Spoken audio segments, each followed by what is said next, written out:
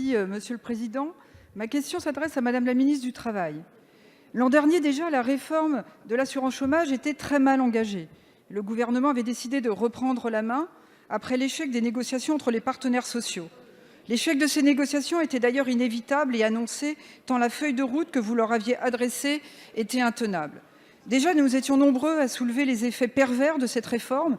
Elle semblait répondre à un seul objectif, celui de l'optimisation budgétaire, avec une approche purement comptable, au détriment des impératifs de solidarité et de justice sociale. Avant même la publication des décrets, une note de l'Unédic corroborait nos craintes. Elle confirmait les importantes économies engendrées par la réforme, mais elle montrait aussi les impacts négatifs sur le montant de l'allocation, la durée de l'indemnisation et surtout sur la difficulté à accéder à l'assurance chômage, avec une aggravation annoncée donc de la précarité. Or, à l'époque, la situation économique et les chiffres du chômage étaient par essence meilleurs qu'aujourd'hui. Les temps ont bien changé. Depuis, une crise sanitaire, économique et sociale sans précédent est venue tout balayer. Madame la ministre, cette réforme était très mal engagée. Elle est aujourd'hui complètement caduque. Elle l'est car le Conseil d'État a annulé certaines dispositions. Elle l'est par nature car elle n'est plus adaptée à la situation. Alors, au lieu d'aller de report en report, de pousser les partenaires sociaux à reprendre les échanges alors qu'ils y sont opposés, Madame la ministre, nous vous le demandons à nouveau et en un mot, abandonnez cette réforme. Aujourd'hui, les chiffres du chômage sont durablement dégradés et la pauvreté explose. Dans un tel contexte anxiogène, il est fondamental d'offrir des perspectives rassurantes à nos concitoyennes et à nos concitoyens, celles et ceux qui se sont retrouvés du jour au lendemain sans travail, ceux qui n'ont pas pu signer ou renouveler leur contrat, ceux qui savent leur emploi menacé.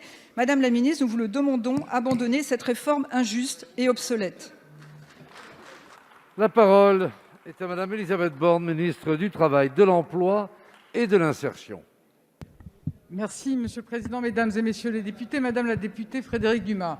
Vous savez, moi, je n'ai pas de leçon à recevoir sur l'attention portée aux demandeurs d'emploi et aux plus fragiles dans la crise sanitaire, économique et sociale que nous traversons.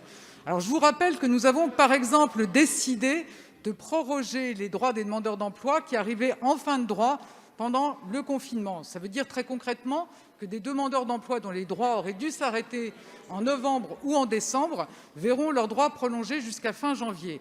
Je rappelle que nous avons également décidé d'allonger de la durée du confinement la période de référence pour le calcul de l'allocation chômage. Nous avons également décidé de mettre en place une aide exceptionnelle portant à 900 € par mois pendant 4 mois la rémunération de ceux qui peuvent être fragilisés par la crise.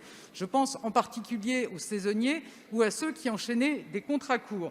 Puis nous avons aussi décidé de prendre en charge au titre de l'activité partielle les saisonniers des stations de ski qui ne pourront pas démarrer la saison normalement. Nous avons également mis en place un bouclier anti-licenciement massif avec l'activité partielle et l'activité partielle de longue durée. 30 milliards d'euros en 2020, plus de 10 milliards d'euros en 2021. Alors, je vous confirme, Madame la députée, que le Gouvernement souhaite néanmoins poursuivre la réforme de l'assurance chômage. Ce n'est pas une surprise, c'est inscrit dans l'agenda social que nous avons partagé avec les partenaires sociaux dès le mois de juillet.